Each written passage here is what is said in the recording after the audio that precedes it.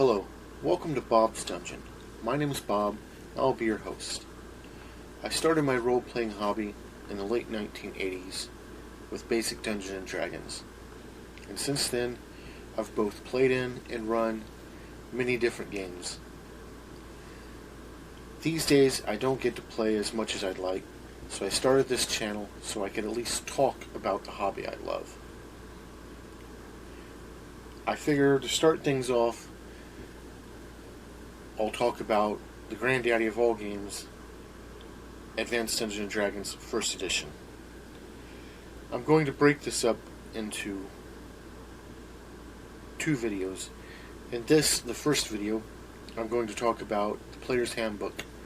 And in the second video, I'm going to talk about the Dungeon Master's Guide and the Monster Manual. This is because I feel that I got a little bit more to say about the Player's Guide than the other two books. So to play this game, what you're going to need is a copy of all three core rule books, which consist of the Player's Handbook, which is what this video is going to cover, the Dungeon Master's Guide, which we'll talk about in the next video, and the Monster Manual, which again we'll talk about in the next video. Also, to play this game, you'll need a full set of dice, which consist of a D20, a D12, preferably two D10s, so you can roll both percentile and tens, a D8, a D6, a D4, and that's it. So anyway, this first video is going to be about the Player's Handbook. This isn't going to be an in-depth look, just mostly to see what this book holds for you and just kind of highlight what's in this book. First off, the book has 126 pages and a copyright of 1978, to give you an idea about when this book came out. The book was also published by TSR. First, I think we'll take a look at some of the interior art in this book. All of it is in black and white, and is decent, I guess. Upon opening the book, the first picture we see is that of a magic user sitting on a giant six-sided dice. This is by far my favorite picture in the whole book. We also get a few full-page pieces of art in this book to help set the tone and the feel for the game. Also, to inspire some ideas of what things may look like in your narrative. We also have a few cartoonish style pieces of art in this book for a little bit of humor. They didn't carry this over into later editions, which is really a shame. Even though it kind of kills some of the tone, I thought it was pretty amusing. So now we'll talk about some of the stuff you'll find in this book.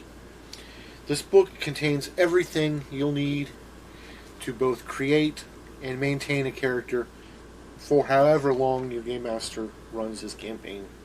Whether it be a one-shot session or a campaign ranging months, years, whatever. The first thing you'll want to do is roll some stats for your character, his attributes. There are 6 attributes in this game. They are strength, which gives you an idea of basically how strong your character is, how much he can lift, so forth. His constitution, which tells you roughly like how healthy your character is, how well he handles disease and stuff like that. Your dexterity, which is pretty much your motor skills, your hand-eye coordination, how well your character moves, that kind of thing.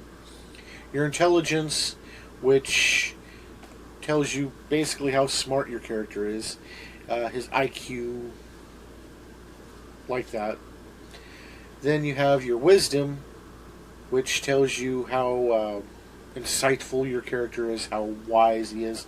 You can actually have a high intelligence and a low wisdom and look like an idiot, or you can have a low intelligence and a high wisdom and still look pretty smart, depending on how you play your character. Your final attribute is charisma. This gives you an idea, roughly, of how well you associate with others and how others view you and like you, that kind of thing. After that, you'll want to pick a race. There are several races in this game to choose from. You have humans, elves, half-orcs, halflings, dwarves, and gnomes. Each race has their own abilities and so forth, just however you wish to play it. Humans, however, the game is mostly human-centric. It caters more to the humans in the game than the other races, so you'll want to bear that in mind. The next thing you'll want to do is pick a class for your character. There are several classes to choose from in this game. There are cleric, druid, fighter, paladin, ranger, magic user, illusionist, thief, assassin, and monk. There is one other class in this book, and they reserved it to be put in the appendix. And that is the bard, because they consider the bard a hybrid of the magic user and thief. Some of the classes have are very restrictive on your attributes. You have to have a certain score and certain attributes to be in certain classes. Also, the classes are very restrictive on races. For instance, the human can be any class and go up to the max level in those classes, and in some cases beyond, while the non-humans are restricted in what classes they can choose, and in any class but fighter, they are restricted on how many levels they can gain in that class. The class is very restrictive on the non-humans. There is also multi-classing in this game, but multi-classing is reserved only for non-humans, which means the non-humans can pick two classes when they make up their character,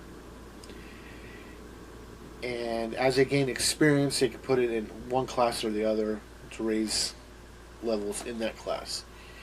Humans cannot do that, but the humans can dual class.